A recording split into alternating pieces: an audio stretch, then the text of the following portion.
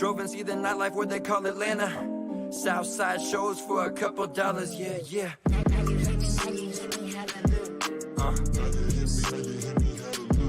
Yeah.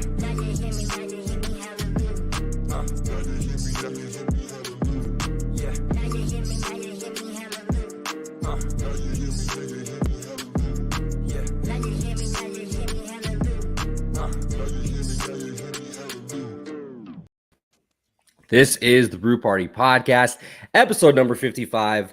We're joined by a very special guest, a friend of the program, making his return to the Brew Party, the one and only digital media producer for the Big Ten Network, host of the Take 10 podcast, Champaign Central basketball legend, one of the purest shots I've ever seen. Alex Roux joins the Brew Party Podcast. Alex, man, thanks so much. How you doing?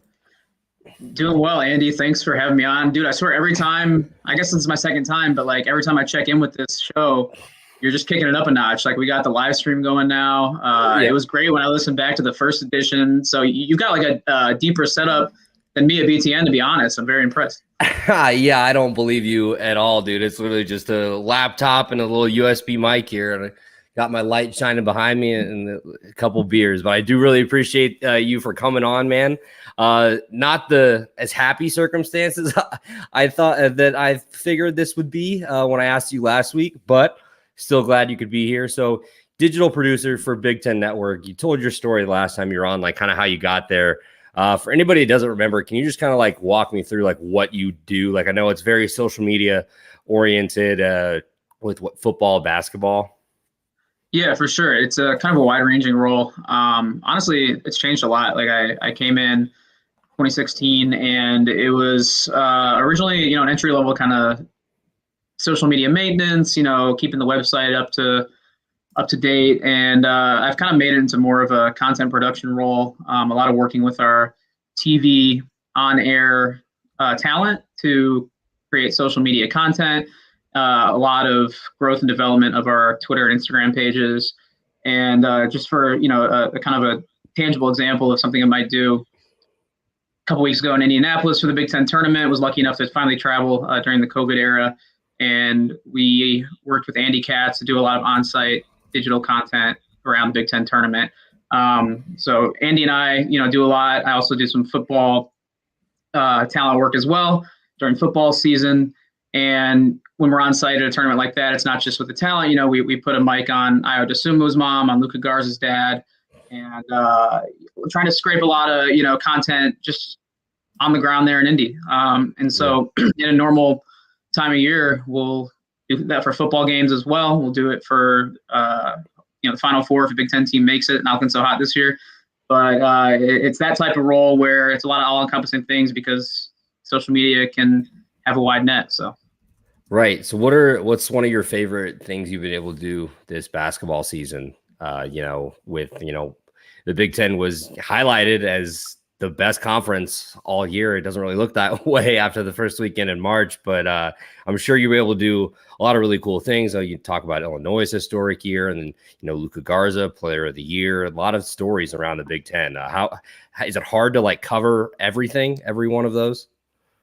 I like this position because there is never you never run out of things to take advantage of. There's always going to be some good teams, always going to be some good stories and players. This year we had like an embarrassment of riches almost. So you never really get bored, and you can kind of pick and choose what you want to touch on. One of the favorite things I did this year, and we had to get creative since a lot of it was COVID protocols and things we had to work around. But in the middle of February, I was able to go into our downtown studio. Not a lot of people have been going in, except for our people who basically get the games and shows on the air. But I've been one of only two digital people to really go in this season in football and basketball. I was able to meet up with our guy Andy Katz, and then we did a watch party where we streamed in, kind of like you're doing now, with guests related to that night's basketball game. So that night, Illinois and Northwestern played, and Michigan State and Purdue played. So we got, for the Illinois and Northwestern game, we got Darren Rovell and JJ Adande to come on the Northwestern side. We got Marcus Liberty and Brett Bielema for Illinois. We had Cassius Winston and Mel Tucker, the head football coach for Michigan State. and we had a former player, Rayfeld Davis, who played with in the Jay Simpson era at Purdue. So a cool, just a mix of personalities we're able to bring in. People were used to doing that type of thing because of COVID. Like a year ago, we probably would have reached out and people would have been like, wait, what is this? What are we doing? Everyone's comfortable with it.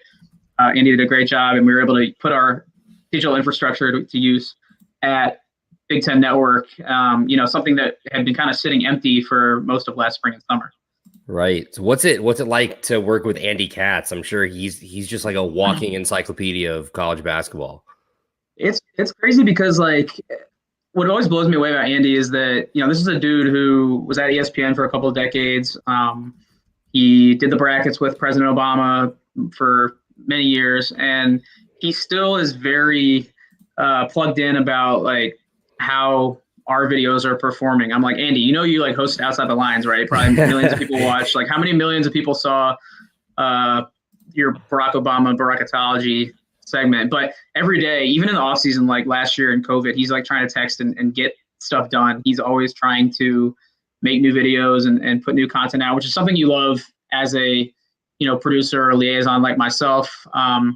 Because not every on-air talent is as receptive to working even in season, right? Like some people you kind of have to poke a little bit to get on board. And he's great just because every day there's a constant dialogue. He's always wanted to make stuff. And we've got a good rhythm now, in our third year working together, where we kind of understand what the strengths are and understand how to best take advantage of either a live event like we had in Indianapolis or a remote situation, which was how we handled much of this year. Yeah, man. So are you on the horn with him while he's on set down there with Kenny and Chuck? Yeah, it's funny actually. Like between commercials and all that, I'll be saying, "Oh, that was a funny segment. We should try and adapt that to our Big Ten Network content." He was all excited talking about it in Indianapolis when he found out that he was going to be on with the NBA on TNT crew. That's cool. It's cool to see, that iconic show get the college flavor. I know they've done that for a number of years now, but this is the first year that Andy's been on that panel, that set. So good for him. And, I don't know why after being on that stage, he still cares about what a random video gets like 18,000 views or whatever we get on Big Ten Network, but happy to have him, and I'm glad that we are able to work together, year in and year out. He's all about that content, man, getting those views up. I know. You love to see it. So I want to talk about the Big Ten tournament because the last time I had you on the podcast, it was right after a month or two after like everything was shut down, and you just went through not being able to cover anything for the tournament. So how good was that feeling to actually be able to be in Indy, get the tournament done? And I'm sure, make your job a lot easier to actually have content to use to pump out. Yeah, it was so refreshing. Like things have come back in small waves, right? Like when I first went back to the office just once a week in the fall, starting to do some football content, it was a nice, refreshing step and something you take for granted, every day when you used to go on your commute and go into the office. And then this was like another big step forward because it was really the first live sporting event I've been to. I did go to the Illinois-Indiana basketball game in Champaign just kind of as a one-off because I was in town. But this was like a real event, and it was nice to be able just to travel again, even to a place like Indianapolis where like you've been, a bunch of times for other work events. It's never somewhere like you circle as your most exotic destination, but it was so nice to just be there. And and so it was actually interesting because usually the Big Ten tournament is something that we send a bunch of people to. It's always crowded with media and sponsors. It's a glut of just like 14 different schools sending all their, reps, their SIDs, everybody. But it was pretty empty on the operations side. So like we had a lot of room to move around. It was me, Andy, like I said, and a couple of video producers who I work with really closely who are actually spread out at our Big Ten campuses during the year. So like we had free reign really within the COVID protocols to do a lot of what we wanted. And usually, you're bumping shoulders with people, you're trying to get to the tunnels. Like this was a lot nicer. Like I literally had unbelievable seat. I used the set that Big Ten Network was using the first couple of days, and then when I switched to CBS, it was just vacant. So I was like on this elevated platform 20 feet, 30 feet from the court about. But, a seat that you can't really beat and something I would never get at a regular time when like all of our reps are there. So it was sweet just to be there. Hopefully it's just the start of everything coming back to normal. And, I'll be happy when I'll be bumping shoulders again with people and we can get after a little bit. Normally we'd have like a rap party and everyone has a good time, but we had to do without it this time around.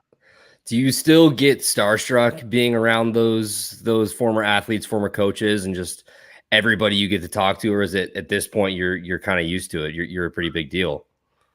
I'm definitely not a big deal, but it depends. Like, I think with athletes now, I'm kind of like old enough where for a while, like the first few years, I was still kind of in there. Their age group, a lot of us were the same age. And I still kind of get that with like doing the podcast that I do. Some of the guests will still be like, same graduating class as me. And I was a student when they were playing.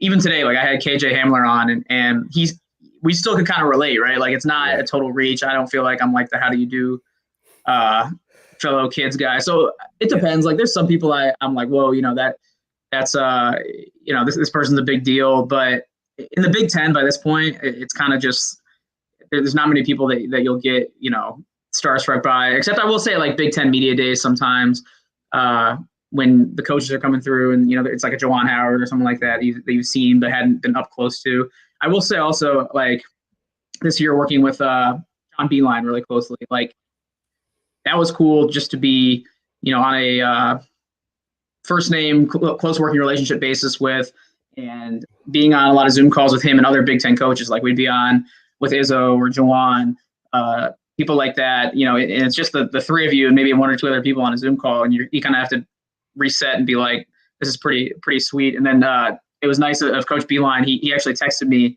I wasn't sure if we just had like a work relationship or if it was a little, if he was a little more comfortable with me, but he did text me when Illinois won the Big Ten tournament and congratulated me. So that was nice. And that was kind of a starstruck moment. It's like, wow, John Beilein really just texted me congratulations about my alma mater team.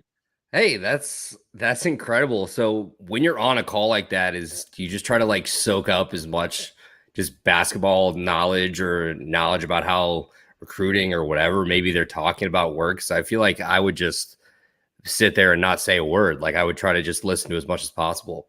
Yeah. So like for what we did with him this season was a series for YouTube called Huddle Up, where he basically went through as many Big Ten coaches as he could for just 15 to 20-minute interviews. And I think we got to 9 or 10 of the 14 coaches.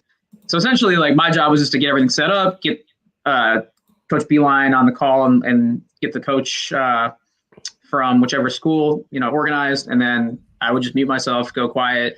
And I had nothing else to do but absorb it and soak it in. So it was really great to, as a basketball junkie like myself, just kind of hear those basketball minds and at work and really, see how far away you are from understanding the game, even though, I watch it every night. I'm a big fan.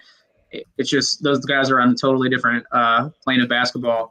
And, like I said, it was a neat thing to be able to kind of peel the curtain behind and take a peek at.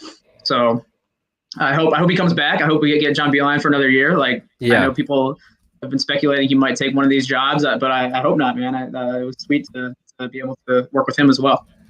Yeah, man, absolutely. He that was going to be my next question. If you see him taking another job, jumping back into the coaching ranks, because he's just such a legend and one of the best coaches that college basketball has ever seen. What he was able to do with Michigan was just nothing short of amazing some of those years. So yeah, I guess you kind of answered it. You hope you get him back, but you never really know what's going to happen. He's a master at being difficult to read when it comes to that stuff. He can deflect the questions. Some people, kind of hint at it. And I was just never able to get a read. I don't think I would, if he's told me something in confidence, I definitely wouldn't say it. But like, he's just, he's very, I have no idea. Like, I think he could absolutely do it. I think he got a tough deal in Cleveland, honestly. Like, right. I think some of those players kind of set him up to fail, to be honest, like from some of the stuff I read. But, college basketball is something he has proved he is a Hall of Fame level coach at. And I think, he still has some juice in the tank. He's, I think, 68 years old, but like plenty of coaches. We see Jim Boeheim right now. I think it's 78 or something like that. So by no means is he out of the game. I think if he wants to come back, but who knows? Yeah, absolutely. So I had a couple more questions about the tournament and then actually one about social media. So what Big Ten team do you think has the best social media account? It could be football or basketball. Which one do you think uses the best? You know, the trends of Twitter and social media better than most people. That's your job.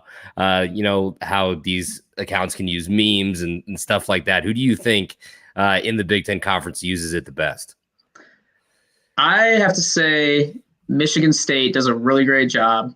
I'm a little biased because one of my good friends works for Michigan State. They're very helpful whenever we need a favor, and the content is better because they're willing to collaborate with us on a very, direct level. So we really appreciate that. But they just released the video that kind of called out their haters that doubted them for making the tournament. I don't know if you saw that one, but they had like clips of Mark Titus and some other, they literally went through and dug through the audio clips and released kind of a high haters clip. So that was really good. So shout out to them for always doing it big. Maryland does a good job as well.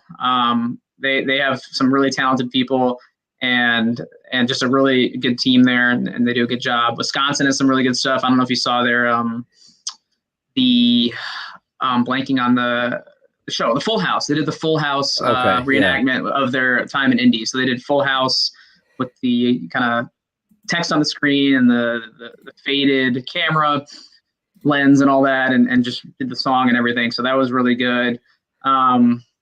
Every school has their wrinkles, and every school kind of plays into their fan base's personalities and knows how to play to their audience. And I think even between football and basketball, which are the two sports I mainly deal with, it varies a little bit. So I think Ohio State football does an extremely good job, and they basically have a content factory that is self-sustaining there. So everybody has kind of their niche, but those were some that just jump off, top of my head, and I'm sure I'm leaving some out, but those are even some recent really good examples that I can think of.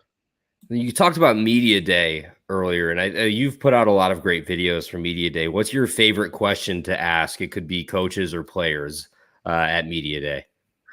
Yeah, like we recently, I guess in the last 2 to 3 years, started just adding a stop for players and coaches to come in, and basically we tee up content for them for social, or tee up questions that will turn into good content. For a while, I think until a couple of years ago, they would do their TV little spots and everything you see on an ESPN broadcast or FS1 broadcast where they have the players sitting on a green screen talking, like that's all filmed at Media Day. And all those promos get filmed, and they kind of just go through the motions, I think, and get tired of all the same questions. They do their radio hits, everything. So we, try and mix it up basically because we have to for digital content. Like nobody's going to want to hear the same thing on Twitter or Instagram that they see on TV. So we like to have fun with it, right? Like Juwan Howard and others have said to us directly, like, hey, this is kind of fun. This is different. So we ask, especially with the time of year it is, we ask like what their favorite Thanksgiving meal is or dish is. We had, I think for football, or was it basketball? No, it was football. We had like Jonathan Taylor, I remember doing it, a fake gift box, and we had them open it and pretend, that it was a gift that they didn't like, but they had to pretend to like it. So we could use that on Christmas or birthdays, and it's just funny clips of them like saying, oh, you really shouldn't have, and things like that, where you just kind of mix it up, get them loose, have fun. We had a year where we did the finger flicking football exercise where, we had a little goal set up or field goal posts and had the players try and do that. Same with a waste bucket basketball exercise for the basketball guys. And they shot, crumpled up papers into the trash basket. It's actually in my room right now. And so we had them read a question, crumple the paper, shoot it. Like just little things like that's funny. And we always try and tweak the trend of the day to what we ask them. Might ask them to do a TikTok dance or something like that. So fun stuff like that. So now that, okay, so the Big Ten, they're not out of it. Like we said, Michigan is the only team left.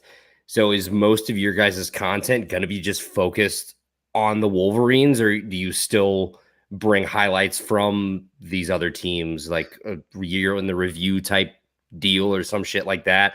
Or is it mostly focused on, Michigan, or is it now time for you guys to start, some of these football teams are in spring practices? Like, how do you mix that? When does the schedule, kind of blend into the other? Yeah. We kind of read the room, right? Like I talked about being selective and how you never can kind of get bored because there's something going on either with football or basketball, especially for me. Like I can go through and know when to leave, I think, some topics alone and when to take advantage of others. So really right now, if you're an Illinois basketball fan or an Ohio State basketball fan or any of these teams that lost, like you probably just want to leave it alone, right? Like I think we put out there is really going to do that well. And people probably don't want to hear it. So yeah, basketball wise, we're probably just going to focus on Michigan for the foreseeable future, as long as they last in the tournament.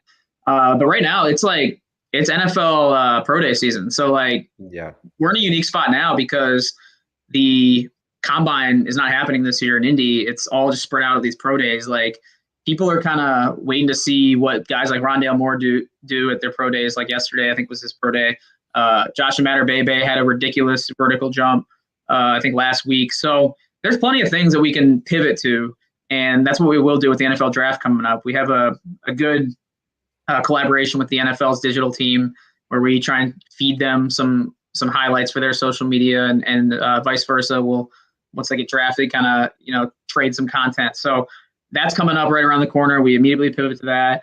And, like I said, KJ Hamler, talked to him today. That's, we're already getting into some football talk because for one, it's a great time to talk to football and NFL players because they're in really a downtime right now. Mm-hmm. And, I was neglecting the podcast a little bit the last month or so just because I was busy with right. Big Ten tournament and all that. So it's time to get back at that. There's always something to do and to stay busy. Yeah, man. So I got one more question about the Big Ten tournament. So you said you got to go to an Illinois-Indiana game. Any other games you got to go to throughout the year? What was State Farm Center like with no fans? And then getting to the Big Ten tournament, were you at any of those games? And what was it like to hear fans again? I know it was only 8,000 people, but I mean, I talked to Deion Thomas last week, and he was saying it was different. It was very cool. Yeah, so I only went to the Illinois-Indiana one. That was just over like Christmas break. I think it was December 26th. And it was weird. It wasn't like there was no vibe really in there. It was really quiet. It was kind of how I expected. Like, it's kind of like how you watch on TV. It was eerie and kind of depressing. But the Big Ten tournament was a whole other story. Like the first time I really heard fans was on Thursday. Wednesday night was really the same as it is in any Big Ten tournament because like no fans usually go or no, not enough fans to make a difference. Thursday, though, was Michigan State, I believe, versus Maryland. And there were a lot of Michigan State fans there, and they made a decent amount of noise. And that was the first time I was really like, okay, like this is really refreshing. You kind of get chills because it's the first time that you hear fans in person in over a year. And then that night is when Indiana played. And that was like twice or three times as loud. And they were really getting after it. They made a big run before their big drought to eventually lose that game. And it was awesome because really you don't realize how much you miss that. I think we're all kind of used to watching sports now with no fans. That's what it seemed like inconceivable about 13, 14 months ago. But having them back was crazy. And then Illinois fans just really took over the tournament. Like there were so many compared to the rest of the fan bases. Indiana's really the only one that probably compared. There were a good amount of Purdue as well. But even like an Illinois-Iowa matchup where it was like two teams that had kind of were hitting their pinnacle seasons, Illinois fans vastly outnumbered the Iowa ones. And then even more so on Sunday, it was probably like 95% Illinois fans. So it was kind of their coming out party. It was the first chance to see their team that had kind of arrived right this season, and it was a really great experience to one, see the fans that have been waiting a long time and not just this year but like waiting 15, 16 years for this team. And it was really refreshing to hear the roar of the crowd and see the players really feed off of it. Like they were into it. You could tell it helped them in some of those moments where some of those leads started to slip away on Saturday and Sunday. But it was nice to just hear, fans again. And I know that's cliche, but it'll be great. You'll see what I'm talking about when you get to a Cubs game or whatever this summer. Yeah, absolutely, absolutely. I'm hoping for Our Cardinals game for you. I know you're a Cardinals game. Man, I'll go to a Yeah. Cubs game, dude. I love going to the game at Wrigley as long as I'm not behind one of those stupid view obstructions or whatever. We actually have a listener question here from Danny Bernstein. Alex, who has been the most entertaining / fun person for you to interview on your pod? Dan Bernstein. Never heard of him. No, I'm just kidding. I think he's like outside my room right now. That's my roommate. Yeah. Not to be confused by Dan Bernstein from Chicago Sports Radio 670. But I will say KJ Hamler today was great. I keep bringing him up and deferring to him. He was awesome. Like, he's a huge personality. He could have his own show if he wanted. John Beeline was great, I will say. Nick Stauskas was really, really entertaining. He talked about like being nicknamed Sauce Castillo, which was just a hilarious story. So I love when guys can kind of reflect on their college days. He also remembered torching Illinois when I was a student there in the student section. I think he silenced like the Orange Crush when they did the USA chants at him because he's Canadian. Yeah. So yeah, he remembered that vividly. And there's been so many. I have to like scroll through the list right now. But yeah, like KJ Hamler today was somebody, he was like dancing on the camera. I will say Zoom has made it a lot better to like get the personalities out of people. It's something that I don't know if I think we talked about this last time, but it was so hard to even set up a podcast until Zoom came along. Like, it was not an easy process. And then now it's just been so streamlined. And now, you know, platforms like this that we're using now, StreamYard have popped up as well, and people are just comfortable using it. Grievous Vasquez is another guy. I don't know if you remember him from Maryland. Yeah, dude, he was a killer. He was electric to talk to. And he was never even in the Big Ten, but he was just like, yeah, like, I'll hop on. Like, I'm Maryland pride and all this. And he was electric to talk to. There have been so many cool people just to be able to meet. Tim Miles is another one, like, just hilarious storyteller. I would love to sit and just chop it up with him over dinner or drinks or whatever. He was like at the Final Four. I remember a few years ago, I just passed like him and some group in a hotel lobby, and there was probably 30 beer cans like on the table. So you could tell they were just getting after it. And I would have loved to have been at that table. And talk. But those are just some names that, you know, that I really remember and stick out. And it's just a great avenue to meet people. As you know, you've been getting on some really awesome guests and have built the thing up really nicely. I appreciate those kind words, man. But yeah, you look through your list and you're just like, holy shit, man. Like, you have so many good ones. And KJ Hamler is like in the NFL right now, right? He's like, yeah, he's on my fantasy team. He's on the Broncos. There you go. So let's get into this the big dance and the Big Ten struggles in the big dance. Did you think this, like, after this first weekend, we'd be sitting here and Michigan would be the only team? I mean, obviously us as Illinois fans here, I'm sure. I mean, I had them as my champion. You know, that's biased, but I at least thought they were going to make a deeper run than the second round. I definitely didn't think the Big Ten would struggle like they have. I kind of compare it, honestly, to Illinois' game on Sunday against Loyola. It kind of defies any logical explanation of like trends and analytics and what this whole season led up to, right? Like, it's parallel tracks. Illinois was riding high with like 15 out of 16 wins or whatever it was. They were rolling. They were playing with a swagger. And that kind of can be applied to most of the Big Ten. Honestly, Michigan's the one team that was struggling, was looking a little unsure. Isaiah Livers was out. They limped into the tournament, and they're the last one standing. But Iowa was playing well. Michigan State had beaten those 3 top 5 teams, and it's just like you get to the other side of the weekend, you're like, what happened? It's weird, and people are getting their jokes off of the Big Ten, and I get it. Like, you know, we kind of have to wear that now, especially after puffing our chests out all season, saying, you know, we're the best conference. The analytics back it up. All these top 10, 15 teams. Ken Pom agreed with it. And I think there's, you know, a few things probably that happened, a few factors. There's a few theories that you can kind of float out. I think could just be matchups. It could be fluky. It could be that the conference was maybe a little overrated, but you watch the games and you're like, wow, you know, the Big Ten doesn't have the athletes to match up with like Oregon and some of these teams that put on a show. But that has kind of always been the case. Like the Big Ten has never been like the lottery pick leader in the clubhouse, and they still get to Sweet 16s, Elite Eights, and Final Fours. It's the title that's been evasive. So it could just be a fluky year. I don't know, but it's definitely a surprise. Yeah, dude, I didn't get it, but you make a good point is that you don't think of super flashy play in the Big Ten. You think of like hard-nosed, just classic basketball. I mean, you get the same to be said about Big Ten football. It's 2 yards and a cloud of dust. You know, you run the damn ball. But yeah, it's just what do you think was the most surprising exit for you? Illinois for sure. I mean, they're a 1 seed, and they basically, I think, had an 86% chance, like just historically, to make the Sweet 16. 86% of teams do. I could be wrong in that, but I think that's a stat I saw. You could put Ohio State in there as well, I guess. They looked like a really strong team, but Oral Roberts is still standing, so it's maybe not that shocking, especially when you have guys that can just fill it up. Yeah, I'd have to say, I mean, Purdue maybe, but Purdue's a young team.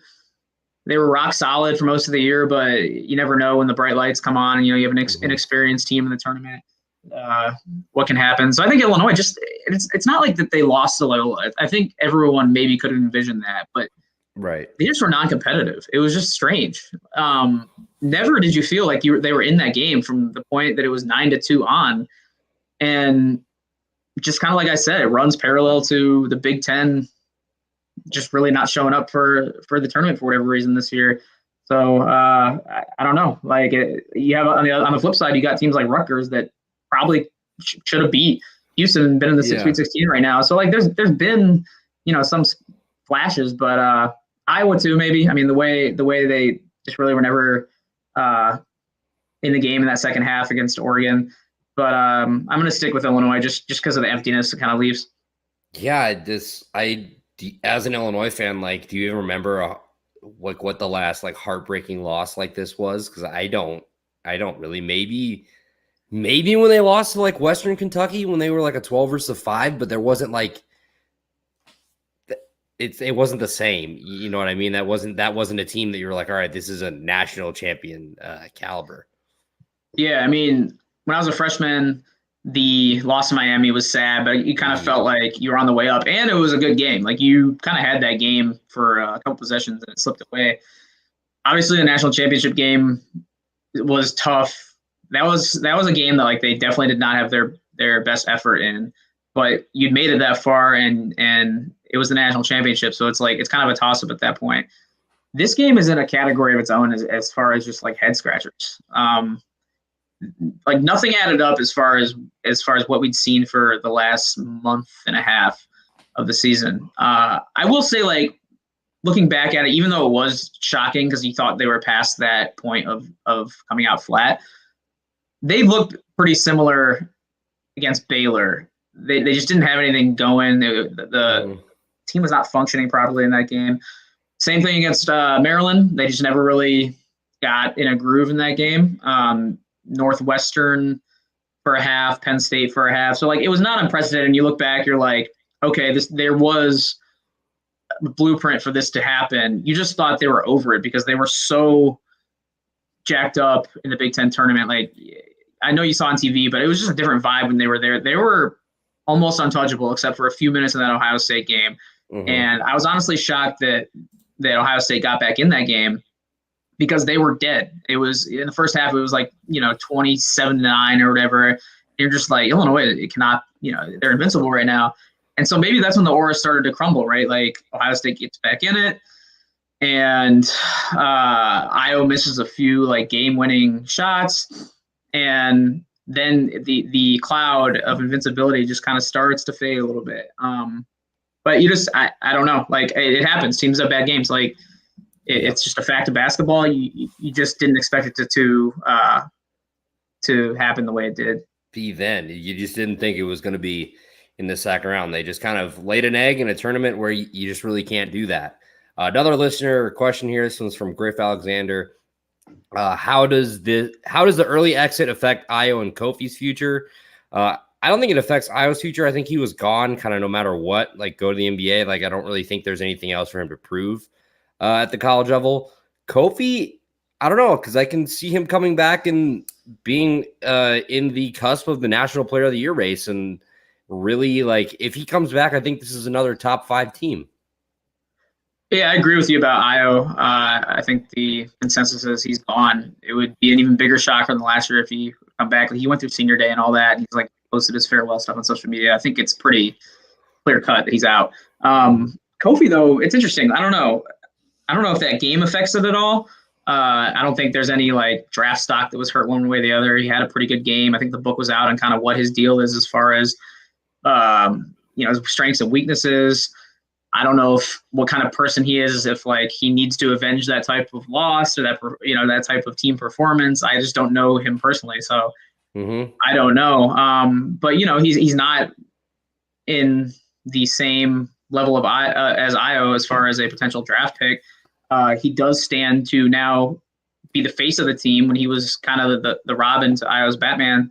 So maybe that's appealing to him. I don't know, to come back and be National Player of the Year candidate, Big Ten Player of the Year front runner, opens up the Big Ten Conference opens up quite a bit with a lot of big men departing, like Garza. So who knows? It was interesting. I thought he posted on Instagram story the other day, and I don't follow Kofi, but I saw it, I think, through my Big Ten Network social media. He posted he's still doing Coach Fletcher's workouts, strength workouts. So like that can only be a good sign, I guess. But who knows? I feel like he'd be silly not to test the waters and right. Get some feedback. And I just don't know like what his situation is as far as wanting to make money and wanting to leave school. And at the very least, you can tell he's very close with his teammates like your Corbello and Georgie and all those guys. So that can only be a good thing.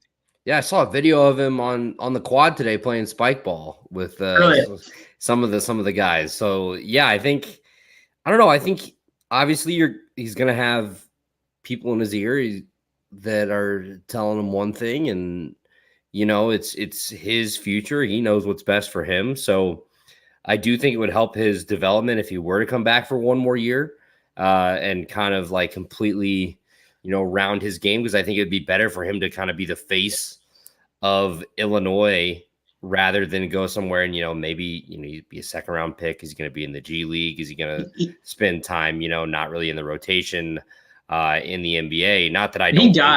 He got a lot better this year. Like he took a huge stride, and like I think he would make even another maybe a bigger leap with Corbello being the point guard for a full season. Corbello gets him the ball unlike anybody else on that team can, probably like anybody else in the Big Ten or a G League team can. So he can really rack up some crazy numbers if he stays for another year. I would love to see it, but like you said, whatever's best for him. I don't think Illinois fans can get greedy at this point when it comes to Kofi. Do you think there's any chance that Trent or DeMonte use that extra year that they technically have and come back? It seems like Trent's gone. I think just from what he's posted, I think the general vibe is that he's done with college. Obviously can't say for sure on that front, but DeMonte, I don't know. Maybe Trent's monetary ceiling is higher overseas, and he be more incentivized to go right now. DeMonte, who knows? I mean, he obviously was the heart and soul of the team in certain respects, and maybe he'll want to come back. I don't think he's like nearly as active on social media as Trent. So is it, he hasn't posted a farewell or it hasn't tipped his hand yet, or is he just like not about that? So really can't say, but I think Trent is the one where I would point to him moving on to the next chapter of his career.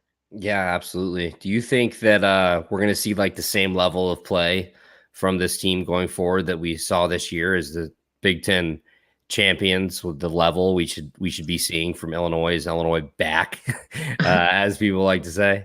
Definitely back. So much depends on Kofi for next year. Like if Kofi comes back, they should be a top 10 team all year.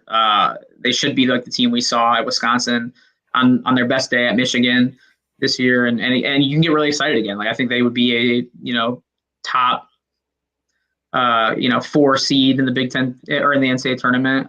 Compete with maybe Michigan for a Big Ten title next year. Ohio State as well should be good again. So that's if Kofi comes back. If Kofi doesn't, I still think they'll be pretty good. They should be a top 25 team. You'll have probably a first or second team Big Ten guy in Corbello. Miller can probably sneak into the third team or second team. They got guys, and I think Coleman Hawkins is a guy too. Like they could really just get better and better. He's got a lot of tools, and he's got the height and the athleticism, the feel for the game. So I'm still optimistic about it. It's just the missed opportunity of you really get one chance, I think, to prove your legitimacy to the country, and they did that through the Big Ten tournament. Everybody was on board. You had I could probably count on one hand the number of people who didn't have Illinois in the Final Four, and like all the ESPN shows, all the brackets you see like being publicized on social media from celebrities. Everybody had Illinois either in the championship game or in the Final Four, and the momentum was just squandered. So it's just like they are back, but that is something they will not be able to get back, because I think, as a sports fan, the rise is always one of the most fun parts of following a team. And that's not to say that like that their trajectory is stopped. Like I really think that next year they'll go deeper in the tournament. I just think this year was kind of fluky. I think Sweet 16 is probably a minimum expectation for next year, especially if Kofi comes back. I'm just saying the confidence from the entire country that will have evaporated because everybody saw what happened on Sunday. Well, now it's you get the people who didn't watch Illinois all year until that game that are now, okay, they're bums, they suck, they're frauds. And it is upsetting that that's how Io's Illinois career is going to end. Like, you make the argument that he's like one of the greatest players to ever play here. And, we're not going to get an Io clutch moment in March Madness like it kind of felt like everything was leading up to from his just highlight tape of all those dagger shots he has, the closer, as they like to call him. But yeah, it definitely does feel like a missed opportunity. Just like, I think it was actually Dave Revson that said this was like a once in a generation team. I think he said that on Twitter, which I agree with, but I don't think the window is completely closed. You see what else you can get along with Curbelo and Miller. And like you said, Hawkins showed a lot of flashes this year. And do they get more transfers next year? Grandison played pretty damn well. Those Austin Hutcherson gonna be as good as advertised. So we'll see, man. It's very interesting though. Was there any specific pieces or anything you were able to do on the Illini this year that you really enjoyed? Let me think about it. I did enjoy, getting Bielema, like I said, on the live stream, getting Marcus Liberty as well, be a member of the Flying Illini. I'm trying to think back though. I just enjoyed following them and seeing, the personality of that team grow. I think in a non-COVID year, we'd probably be able to do more on a Big Ten Network vantage point. But seeing some of the videos that came out of there, seeing the Io, pose with the Kobe or the trophy and the Kobe pose, even though it might have been, you wish that he could have done it with the Final Four trophy or a national championship trophy. But I'm glad that they got that moment, right? Like they got something tangible to hang on to from the season, because it would have been really sad for them, I think, if they missed the Big Ten championship in the regular season by 2 percentage points and then also lost the Big Ten tournament championship after being up 17 in the first half. And then they would have had this season where you just don't really have anything to hang your hat on as far as a ring or the celebration that we saw on the podium and they're in the championship t-shirts and the nets that got to cut down. I'm very glad they got that. But like as far as specific, pieces that we did, nothing specific on our front. Obviously I love seeing those players featured prominently on the network, whether it's on the Journey show or interviews with Andy or Underwood doing his interview with John Beilein. That was the one that I missed. I was on vacation and that was early in the season. So I did not get to be on with Underwood, but I saw the output and it was really good. So just seeing Illinois back, in the forefront of discussions, it was almost like a drink if you hear their name type situation watching any college basketball game. Because me and my roommate, Dan, who left the comment earlier, we would just be watching like a random college basketball game, and like Illinois was almost guaranteed to come up At least once, yeah. at some point, and they'd be like, oh, Iowa and Kofi are really tough for them, and it's just so nice to have that essence be back. That's kind of what you talk about Illinois basketball being back when they're a national topic conversation, and I do think that might be lost a little bit going forward, but I don't think while this was a generational team, I do not think that they will be out of the discussion now just because they lost. Like they will just be firmly in it, hopefully like a Villanova or a Virginia, some of these teams that have steadily just been there for long periods of time. And hopefully it's like a Virginia where you get humbled a little bit and come back and make a deep run. So we'll see. Yeah, absolutely. I hope, like I saw on Twitter that Adam Miller said he's already back in the gym. I just hope like guys like him and Curbelo just take this as motivation for next year and just kind of go crazy. But yeah, man, I think you really nailed it on the head there. Just you feel like something's building. And then they said, even after, they brought Illinois back into relevance, and it was just cool, at least from my perspective. I'm sure you can agree to like see Illinois back in the Big Ten championship game, or getting these primetime games on CBS, or being able to watch a tournament game and not being like, oh, my team's not playing. But like, even, that's the 1 versus 16 game. I'm still, getting excited for it. So it was very cool. Historic season, nothing really to hang your head about. Just, that one last game, it just wasn't theirs. It was Loyola's day that day.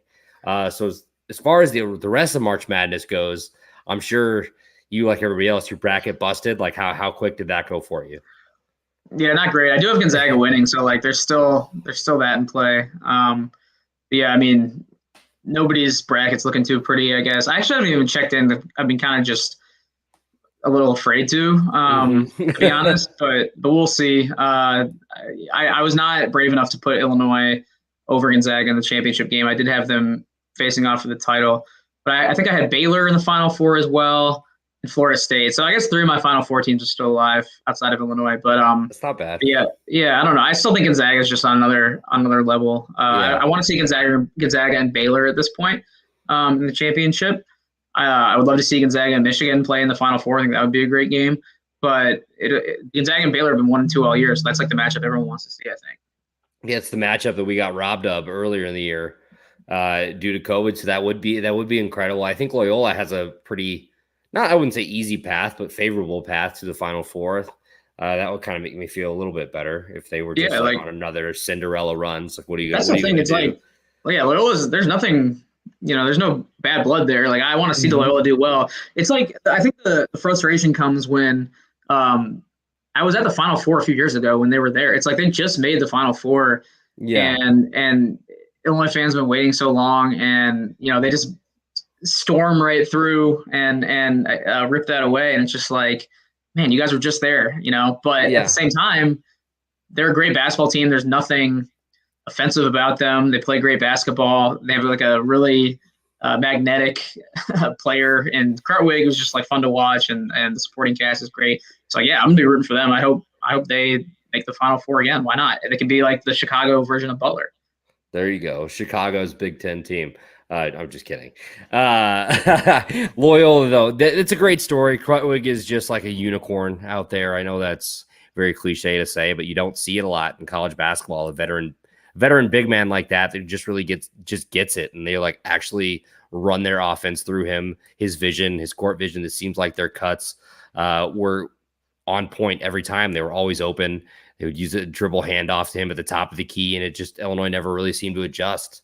So I mean, credit to them that they just that day. Here's a question: like, you're a sports fan. Is the first weekend of March Madness the best sports weekend of the year? I think so. Yeah, it's up there with my favorite. One of my other favorite weekends is the championship weekend for NFL. So like the AFC NFC championship game. But yeah, I think March Madness have to be up there. I'm such a college basketball nut that like it's hard to replicate. So I'll be really excited when the fans can be back in it, because that makes it even better. But I'm trying to think like what else could even potentially measure up. I don't think anything else really can. I think you nailed it with conference championship weekend in the NFL. Mm. Maybe bowl season in college Yeah, football or like conference championship week, but I don't know. I don't know. yeah. College bowl season's never really done it for me in the same way that March Madness has. Yeah, So because it's just not the same. There's just nothing like March Madness. right. Are you a multiple TV guy in your guys' apartment? Do you guys have a few so you can watch all? Because I was all the games at once. I got one on my TV and I got two laptops set up, rotating between all the games. Definitely can expand if we need to. I have my laptop. We have the one big TV.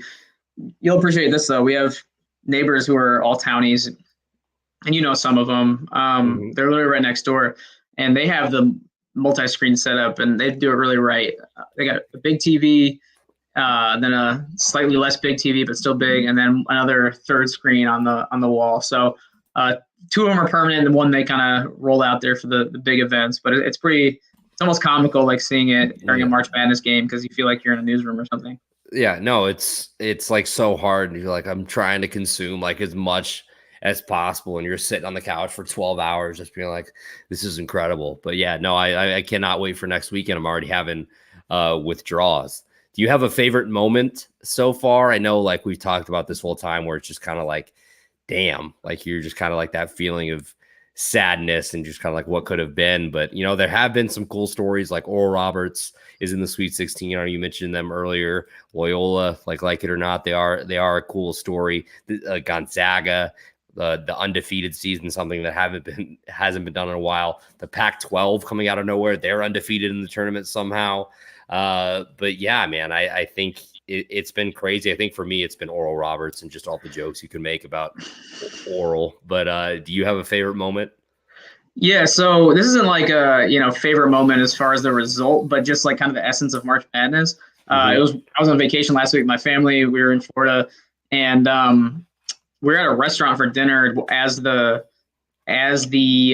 Oral Roberts and Ohio State game was going on. So like we were watching the first half, get in the car, listening to it on the radio, which like that always brings back memories because when I was little, we would go on spring break and like listen to the games, and then get to the restaurant. And it was the only restaurant in Florida that we went to throughout the week that like couldn't give less of a shit about masks. So like the everywhere else, like the staff was good about it, and like most people were, but like this staff, I think it was like discouraged almost because none of the servers or waiters masks on. So like using that same poor judgment, they also had their one TV turned to ESPN and not any of the Turner CBS channels. It's like, what are you guys doing?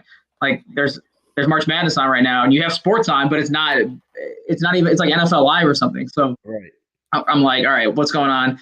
So whip out the phone, and me and my dad are watching the end of the game, and we see Ohio State go down, and Dwayne Washington misses the shot that would have tied it.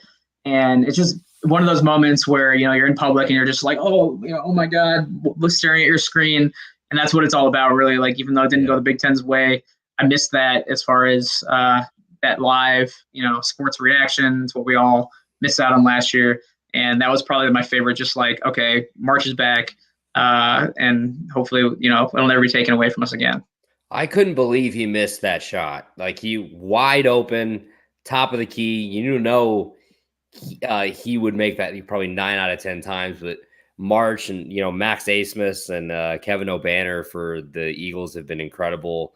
And then, Abilene Christian over Texas was awesome. Their coach with the blatant herp on his lip, like the refused to put his mask up.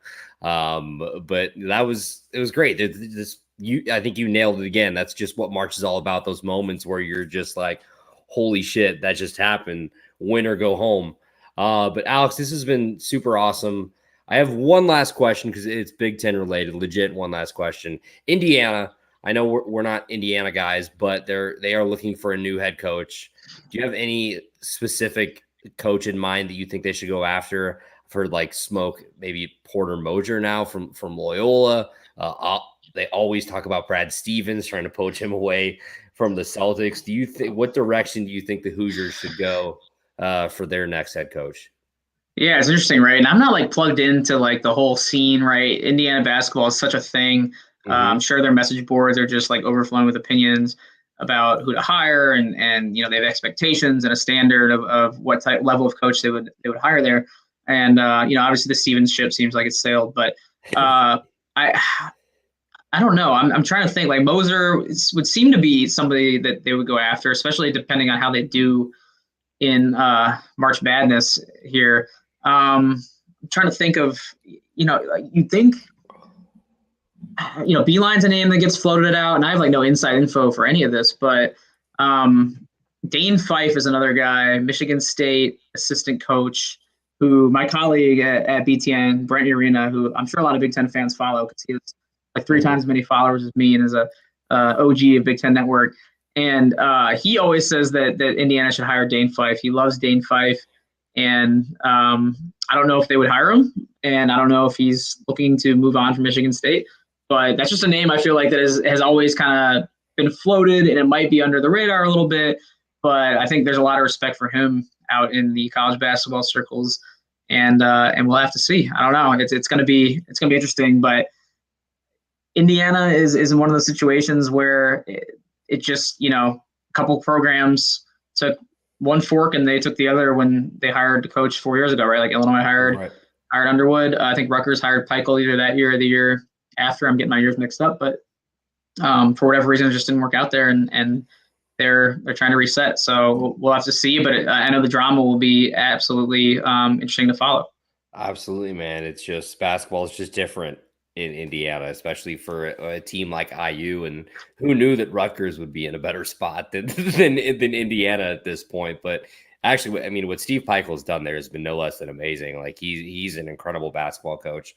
Credit to them. They really had Houston beat. I thought they had Houston. I had Rutgers money line, and I thought it was going to hit. It was so close, but they're definitely building something. Ron Harper Jr. is a bucket. Jacob Young is super fun to watch as well, and then Geo Baker had a great career there. Seriously, last question. What are you looking forward to most from the Big Ten football season? Because I know you guys probably have a lot planned on the digital media front. Yeah, I'll also say like Peichel's the nicest dude ever, so I'm like not surprised at all that it's working out. I'm happy that they have somebody like that to lead them. All right, let's think about Big Ten football going forward. I don't know if like the bus tour is coming back after a year off with COVID. I would love for it to, but I don't know. It seems like it's coming up. August all of a sudden seems right around the corner, and who knows like how far we'll be in this pandemic at that point. So that would be one thing that I would love to get back to if we can get to all the campuses and get back on the ground. But it seems like that might be something that I have to wait another year. So let's think. I mean, Ohio State's always going to be really, really good. I would have said the Ireland game in Dublin with Nebraska and Illinois, but that's obviously going to be pushed back or rescheduled if it's going to get on the schedule again at some point. We'll have to see. See what Michigan can do. That they're forging ahead with Harbaugh, and obviously last year was disappointing. So that's always a storyline. Michigan State is in year 2. I always said like when the last season was unfolding that it was a perfect year to enter a rebuild. Like Rutgers and Michigan State both entered their rebuilds, and when there's no fans and like no expectations, like that's the best year ever. So they really, had some fortuitous timing there, and both of them had pretty good seasons. Like they were both upstart teams and all that. And I'm excited to see also like how Illinois is under Bielema. I would have thought that entering a completely new, regime with a new coach, you'd be starting from square one. But like pretty much, most guys are coming back, and it seems like this staff is going to be competent. And it seems like there's some enthusiasm around it. I feel like fans will be excited to get back, both with the restrictions loosening and a confidence that the team could be pretty good. So I do not think a bowl game is unreasonable in year 1, just from everything we've seen. And so I'm excited to see how that unfolds. But, beyond that, I just think it's going to be a great year for hopefully getting the stadiums full again.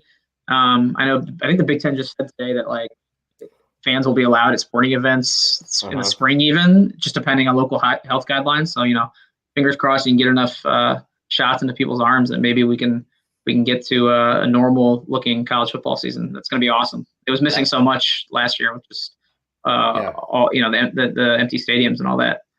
That's definitely something I'm looking forward to. And there's nothing like that first Illini tailgate of the year, and then getting into the game. Maybe not staying at the game for super long, but dude, you got to do a live show at the tailgate lots or Grange Grove or something. Oh, dude, I'm all in. We'll figure out how to get the internet out there and do that. Oh, you'll have to join me remotely as a guest, but that'll be awesome, man. Alex, dude, thank you so much for joining me. I always have a great time talking to you, talking about sports. You're not still getting any shit from like Michigan and Michigan State fans on Twitter, are you?